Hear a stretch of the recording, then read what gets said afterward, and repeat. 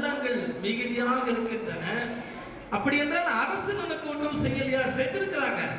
தமிழ்நாட்டில் பிரபுதாஸ் பட்வாரின்னு ஒரு கவர்னர் இருந்தார் 1976-77. அவர் தான் முதல்ல பிளைண்டுக்கு பஸ் பாஸ் கொடுத்தார். அன்றைக்கு தான் நம்முடைய கண்ணு திறந்தது.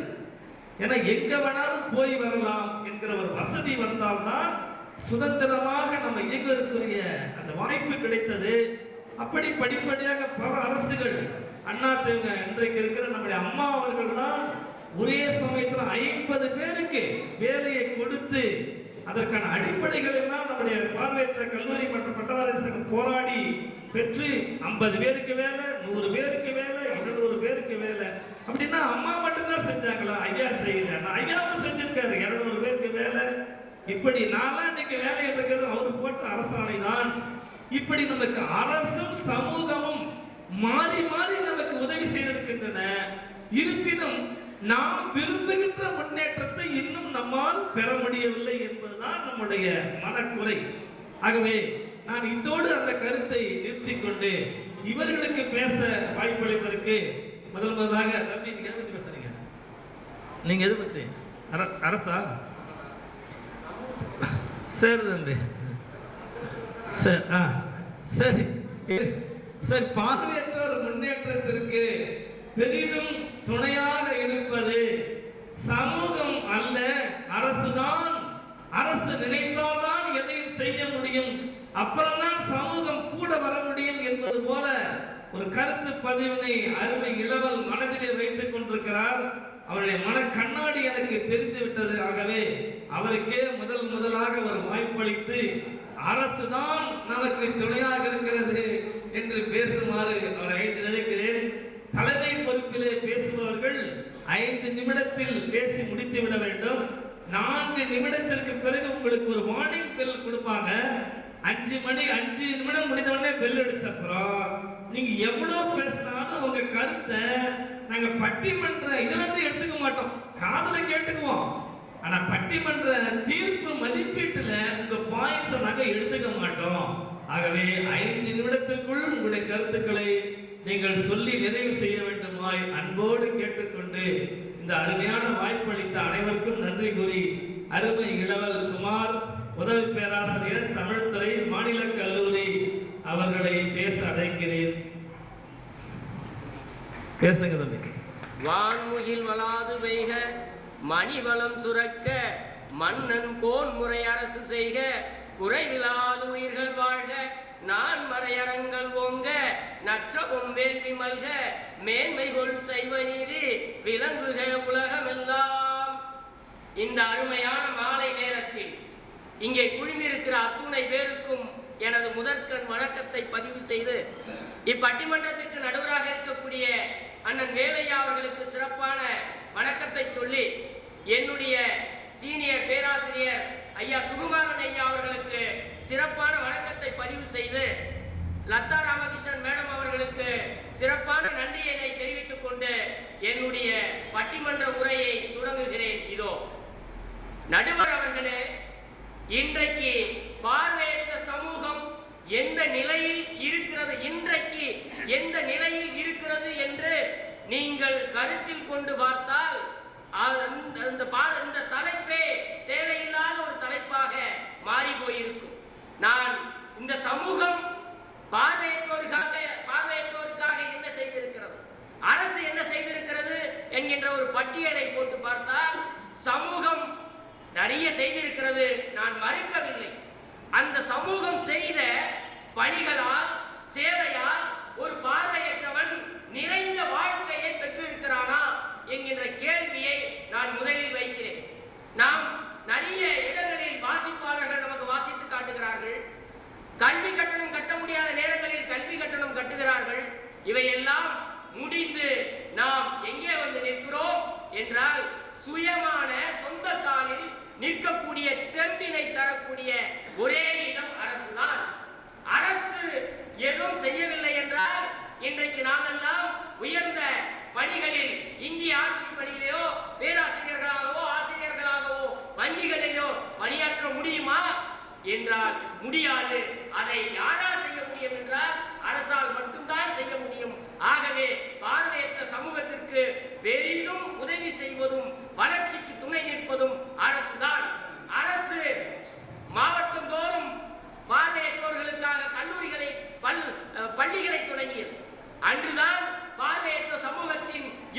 தொடங்கியது. பள்ளிகள், தனியார் பள்ளிகள் எப்பொழுது வந்தன, அல்லது இன்று தனியார் பள்ளிகள் என்ன செய்து கொண்டிருக்கின்றன? பார்வையற்றோருக்காக தொடங்கப்பட்ட தனியார் பள்ளிகள். ஆனால் அரசு பள்ளிகள் தொடங்கிய அந்த காலம்தான் பார்வையற்றோர்களின் வளர்ச்சி எழுச்சி காலமாக இருந்தது. அதன் மூலமாகத்தான் பார்வையற்றோர்கள் இன்னைக்கு வளர்ந்து ஒரு சிறப்பான நிலையில் இருக்கிறார்கள் என்பதை யாராலும் மறுக்க முடியாது.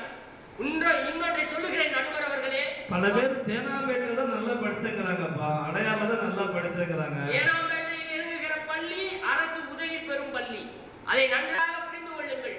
அங்க இருக்கிற படிக்கிற பள்ளிக்கு மாணவனுக்கு உணவுக்காக, உடைக்காக, படிப்பு செலவுக்காக அரசாங்கம் பணம் கொடுக்கிறது.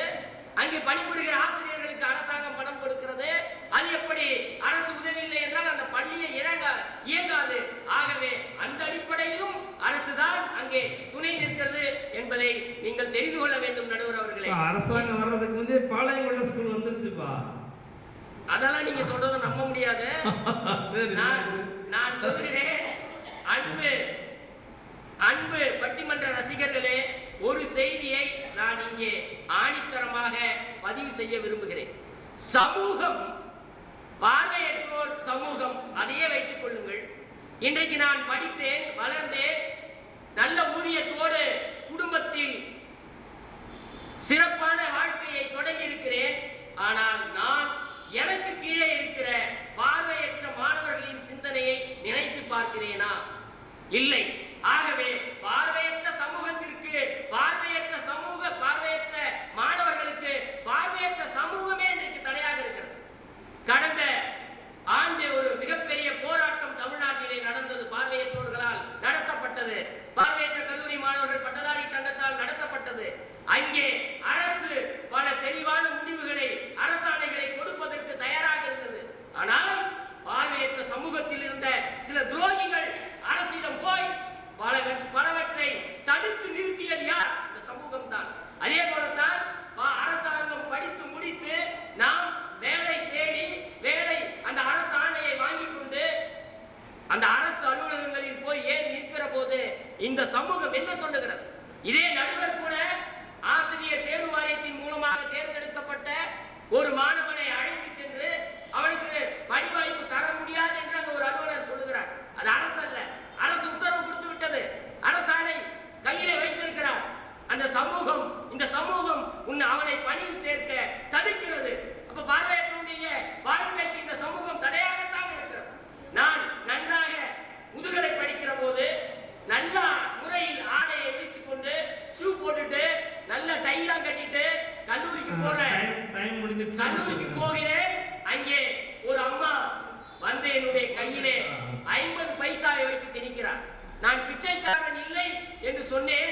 அந்த அம்மா சொன்னார், கண்ணு தெரியாத அத்தனை பேரும் பிச்சைக்காரன் தான், இதை வாங்கிட்டு போ, திமிரு பிடிச்சு அலையாத என்று சொன்னார். ஆகவே இந்த சமூகம் பார்வையற்றோர்களை ஒரு சிலரை தவிர, ஒரு சில அமைப்புகளை தவிர பார்வையற்றோர்களை இன்று வரை பிச்சைக்காரர்களாக, பாட்டு பாடுபவர்களாக மட்டும்தான் நினைத்துக் கொண்டிருக்கிறது. இந்த சமூகத்தால் பார்வையற்றோருக்கு பயன் இல்லை.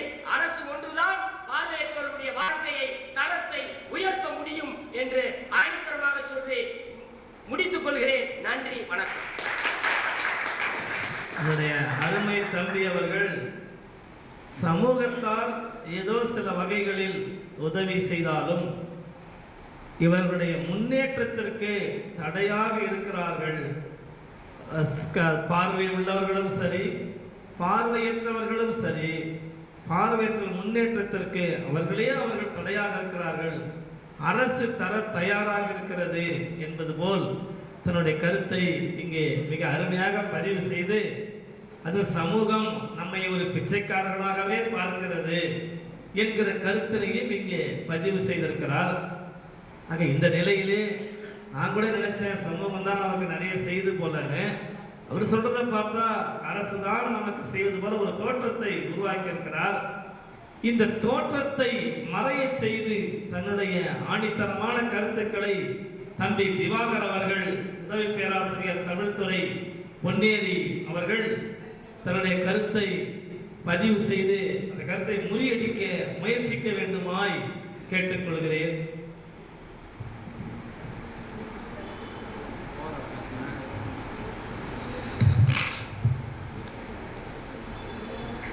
பாருங்க, எதிரணி நண்பர் இப்பவே நம்மளை மிரட்டுறாரு. காதொளிரும் குண்டலமும் கைக்கு வளை யாவதியும் கருணை மார்பின் மீதொளிர் சிந்தாமணியும் மெல்லிடையில் மேகலையும் சிலம்பார்க்கு இன்பம் போதொளிர் பூந்தாளினையும் நீதி ஒளிர் செங்கோலாய் திருக்குறளை நான்கு தமிழ் நீடு வாழ்க. அன்பு நடுவர் அவர்களே, இந்த பட்டிமன்றத்தை காண வந்திருக்கக்கூடிய ஆன்றோர் சான்றோர்களே, உங்கள்